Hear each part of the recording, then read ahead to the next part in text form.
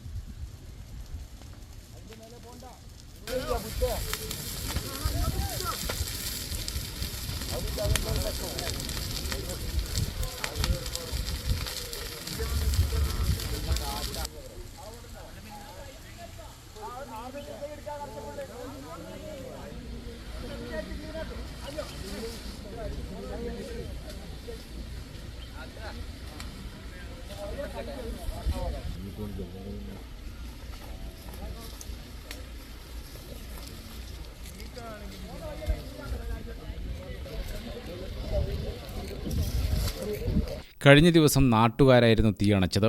ചൊവ്വാഴ്ച ഉച്ചയ്ക്ക് 1 മണിയോടുകൂടിയാണ് തൊട്ടടുത്ത പറമ്പിൽ തീ പടർന്നതായി കണ്ടത്.